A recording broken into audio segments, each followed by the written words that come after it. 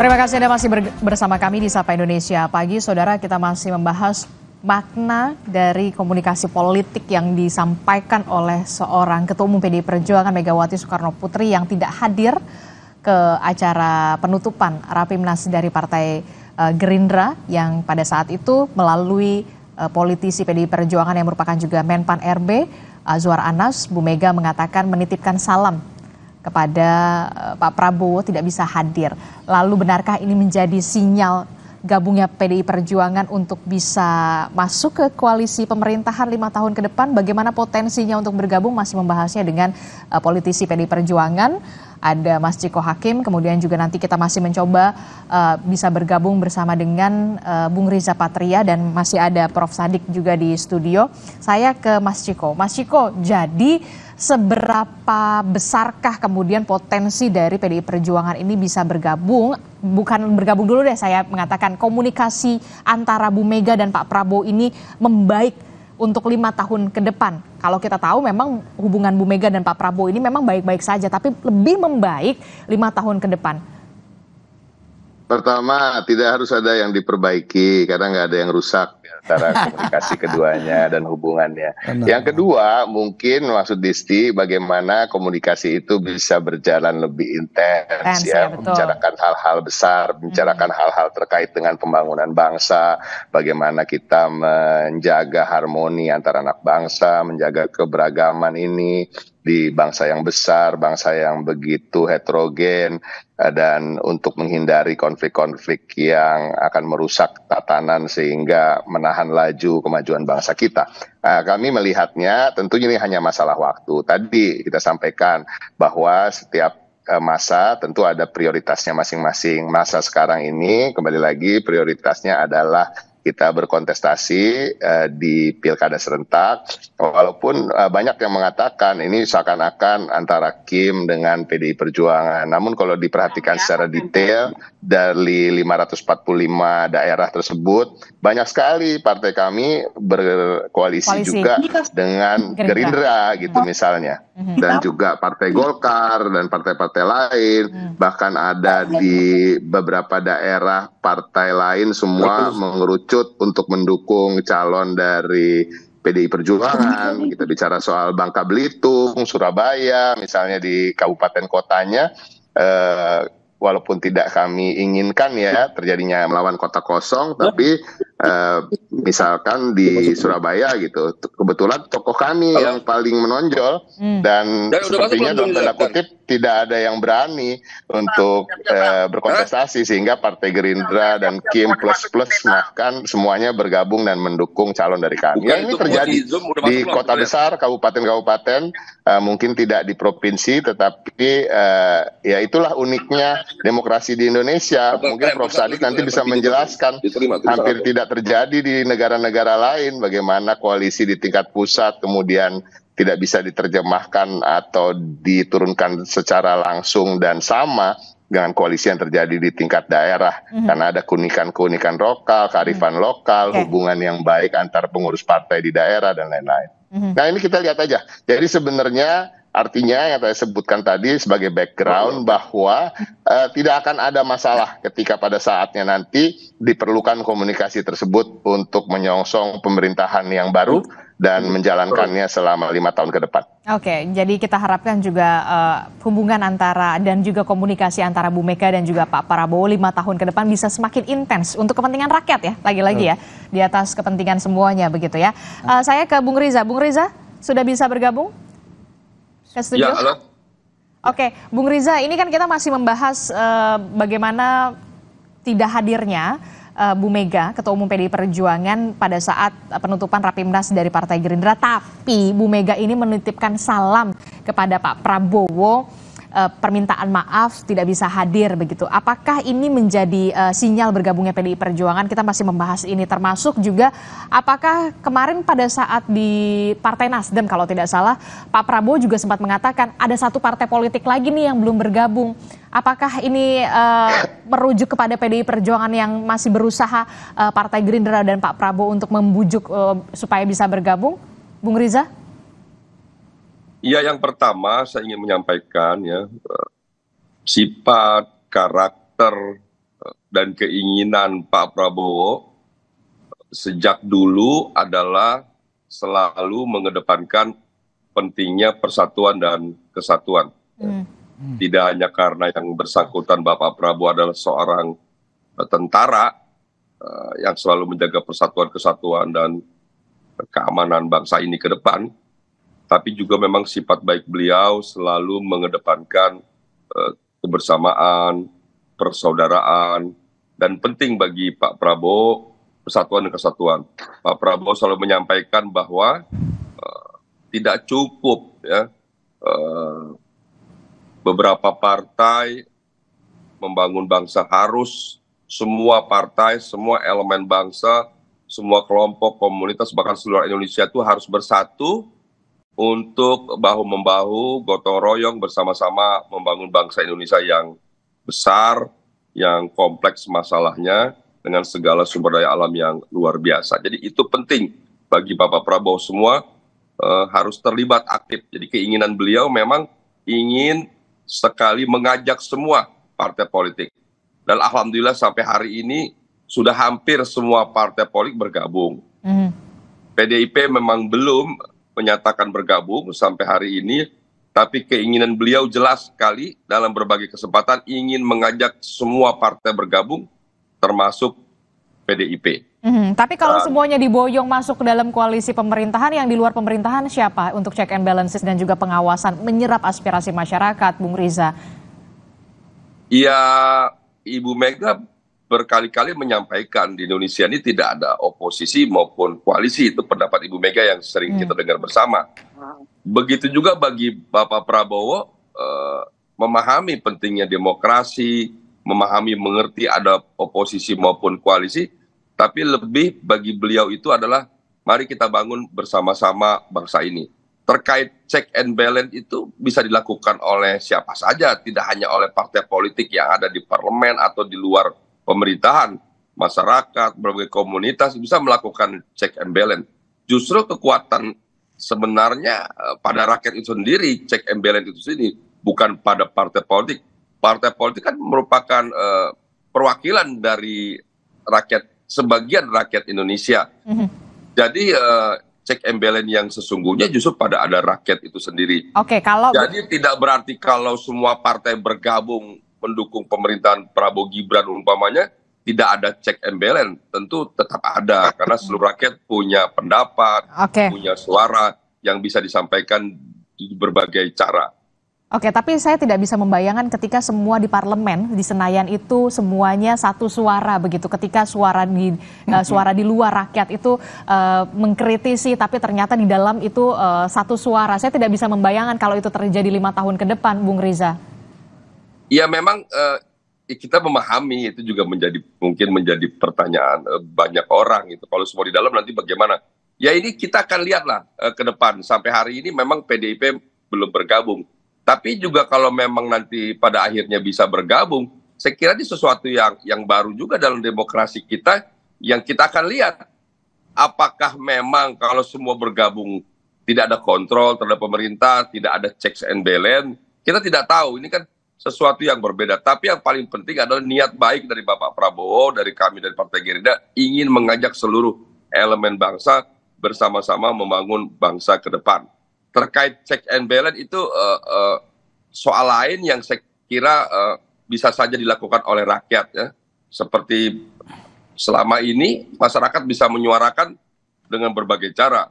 Sekalipun selama ini ada saja partai-partai yang di luar pemerintahan, toh sesungguhnya kekuatannya ada pada rakyat ya. Kekuatan ada pada rakyat, tapi kemudian harus diwakili juga satu suara juga di parlemen begitu ya, yang kemudian mewakili hati rakyat begitu. Saya coba ke Prof. Sadik. Prof. Sadik, Anda melihatnya bagaimana ketika nanti ada potensi PDI Perjuangan bergabung? Saya tidak bisa membayangkan begitu ketika check and balances memang dari rakyat, tapi bagaimana parlemen ketika satu suara PDI Perjuangan seandainya begitu ya bergabung bersama pemerintahan begitu. Saya sih tidak bisa membayangkan akan seperti apa 5 tahun ke depan demokrasi kita.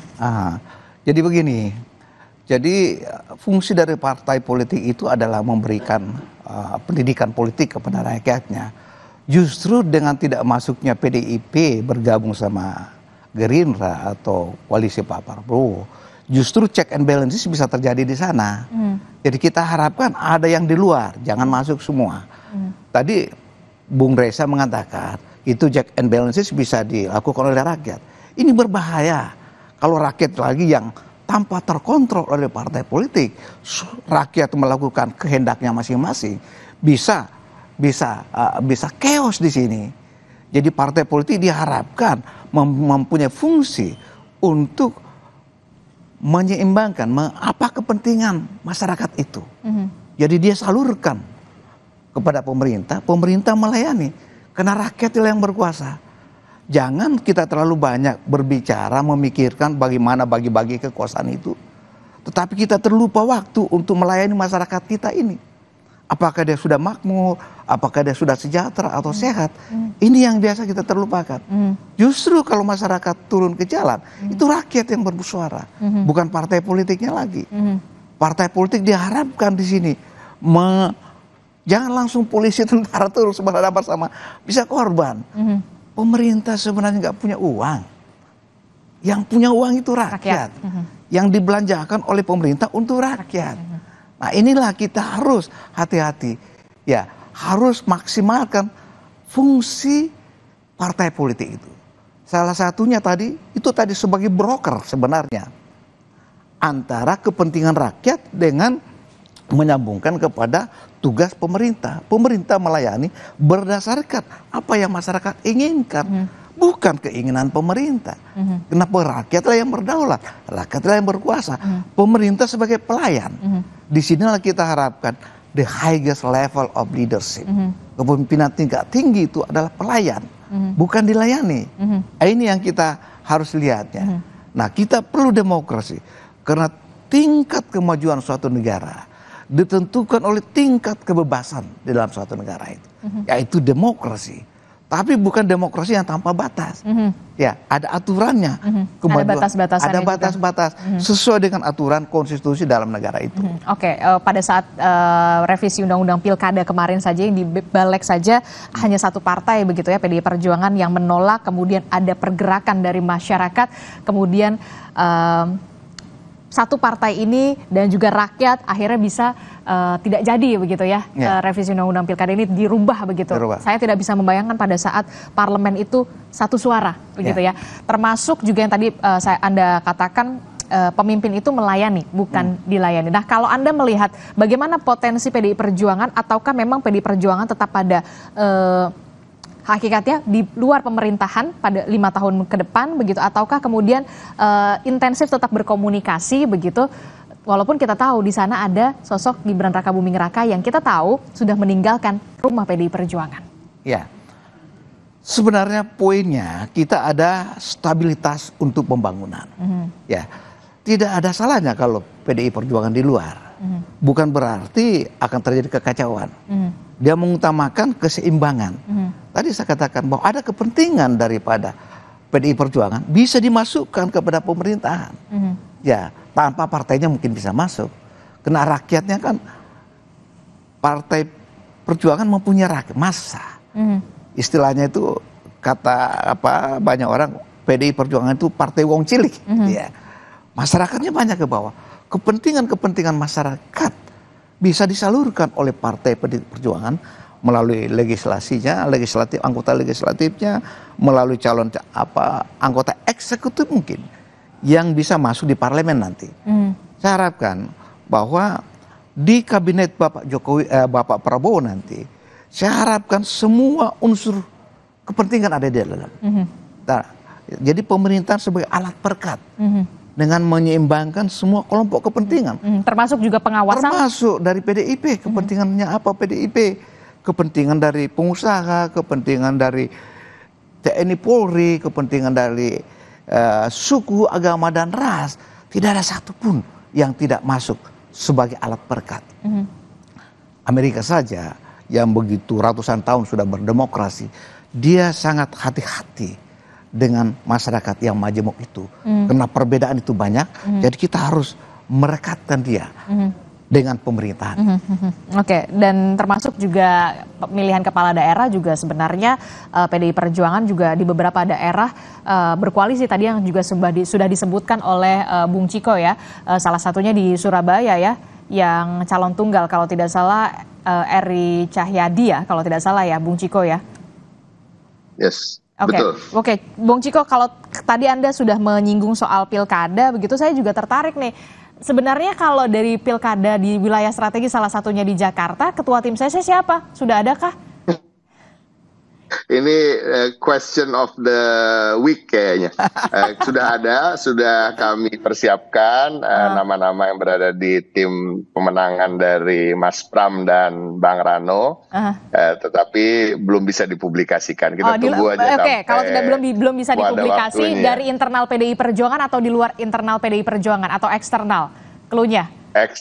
Dari pihak eksternal, bukan sosok yang dikenal sebagai politisi atau aktif dalam dukung-mendukung atau berpolitik, bukan juga sosok influencer yang sering digunakan untuk meraup dukungan politik, ya kan? Anak ya cukup muda lah, relatif muda, laki-laki, ganteng, terkenal, ya udah itu aja.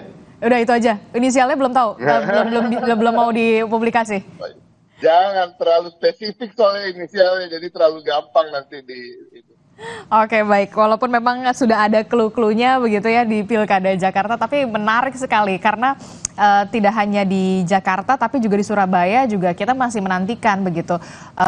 Jangan sampai ada calon tunggal lah setidaknya kalau di Surabaya begitu. Kalau di Surabaya tidak salah masih calon tunggal, makanya kemudian KPU memperpanjang. Termasuk juga hubungan antara Mega Prabowo, kita harapkan juga semakin intens berkomunikasi untuk kepentingan rakyat, begitu ya. Jangan sampai semuanya masuk, karena kalau semuanya masuk, siapa yang nanti akan bertugas untuk mengawasi dan juga check and balances ya, Mas Ciko ya. Terakhir Mas Ciko. Betul. Jadi pada prinsipnya demokrasi itu kan hakikatnya adalah keberagaman pilihan. Keberagaman pilihan itu bukan artinya perbedaan untuk berkelahi atau perbedaan yang digunakan untuk meruncingkan permusuhan, tetapi lebih dari perbedaan yang kita adakan untuk sama-sama membangun bangsa ini dan memilih apa yang terbaik dari perbedaan-perbedaan itu, dan justru mengedepankan juga kesamaan-kesamaan. Artinya ini hanya bisa terjadi apabila kalau kita bicara terkait dengan pemerintahan dan tata negara, tentunya terus ada yang berada di dalam maupun di luar pemerintahan. Dan saya ulangi lagi bahwa keberadaan perbedaan ini dan juga partai-partai politik itu tadi bisa menyerap aspirasi-aspirasi yang berbeda, sehingga tidak lagi ada gerakan-gerakan atau bisa meminimalisir gerakan-gerakan ekstra parlementer yang kita lihat di jalan atau demonstrasi yang terlalu besar dan lain-lain. Walaupun ini juga tentu tidak dapat dihindari, akan tetap terjadi di negara yang mengandung sistem demokrasi. Ya, semoga negara kita baik-baik saja, dan pastinya hubungan Pak Prabowo dan Ibu Megawati Soekarno Putri tidak pernah ada masalah. Dan walaupun nanti misalnya PDI Perjuangan memutuskan untuk berada di luar pemerintahan, seperti saya sampaikan tadi, karena hubungan beliau-beliau ini setara, sama-sama Ibu Mega pernah jadi presiden dan Pak Prabowo akan menjadi presiden, tentunya level hubungannya akan sangat baik dan komunikasinya akan lebih lancar, dan bukan antara pimpinan dan subordinat, tapi antara dua tokoh bangsa, negarawan yang niatnya sama-sama untuk membangun bangsa ini bersama. Niatnya sama untuk membangun bangsa ini dan juga mementingkan kepentingan rakyat di atas segalanya pastinya ya. Walaupun memang ada nantinya bisa dikatakan ada perbedaan sikap politik ataupun pandangan politik. Terakhir, Bung Riza. Ya tentu kami meyakini bahwa ke depan seperti yang disampaikan tadi Mas Ciko, kalaupun PDIP tidak bergabung, kami sangat yakin hubungan Pak Prabowo dengan Ibu Megawati, Gerindra dengan PDIP yang selama ini baik dan ke depan juga akan lebih baik lagi.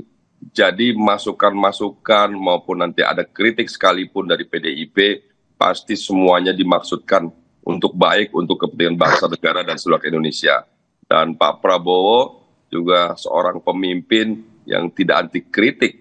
Beliau justru ingin mendengarkan masukan, saran dari semua pihak, termasuk dari PDIP tentunya, sebagai partai yang besar, partai pemenang pemilu, apalagi Ibu Megawati sebagai pemimpin partai yang luar biasa yang pernah menjadi Presiden Republik Indonesia yang ke-6. Jadi sama sekali kami sangat yakin dan optimis Indonesia ke depan tidak hanya menjadi negara demokrasi terbesar ketiga di dunia, tapi Indonesia akan menjadi bangsa yang besar, yang maju, yang insya Allah nanti akan menjadi bangsa yang makmur dan membanggakan bagi kita semua. Oke, amin. Termasuk juga kabinetnya berarti sudah disusun ya, Bung Riza ya? Kabinetnya, karena udah tinggal berapa bulan lagi nih Bung Riza? Ya tentu Bapak Prabowo dengan tim sudah menyiapkan sebaik mungkin susunan kabinet yang terbaik. Insya Allah nanti putra-putri terbaik bangsa akan duduk membantu Bapak Presiden dan Mas Gibran. Termasuk ada tawaran juga ke PDI Perjuangan. Bang Riza Menteri, amin. Gitu. Enggak, saya di bagian ngurus partai aja. Oke, baik. Kita akan tunggu bagaimana hubungan baik yang nantinya akan terjalin dan semakin intens komunikasi antara kedua tokoh, antara Bu Mega dan juga Pak Prabowo ini untuk sama-sama membangun bangsa dan juga negara, termasuk juga mengedepankan kepentingan rakyatnya dengan program-program yang pro rakyat pastinya ya. Termasuk juga jangan anti kritik ya, Bung Riza ya, untuk pemerintahan Prabowo Gibran 5 tahun mendatang. Terima kasih Bung Riza Patria dari Partai Gerindra telah bergabung bersama kami, Mas Ciko Hakim dari PDI Perjuangan, dan juga Profesor Sadik, terima kasih atas waktunya telah ke studio Orange Kompas TV. Terima kasih Bapak-Bapak, Assalamualaikum, selamat pagi, sehat selalu. Saudara, informasi penting dan juga menarik lainnya masih akan kami hadirkan. Di antaranya ada Paus Fransiskus akan tiba di Indonesia hari ini, saudara. Sejumlah persiapan pun dilakukan, termasuk pengamanan di sejumlah lokasi Paus beraktivitas. Informasinya akan hadir sesaat lagi di Sapa Indonesia Pagi.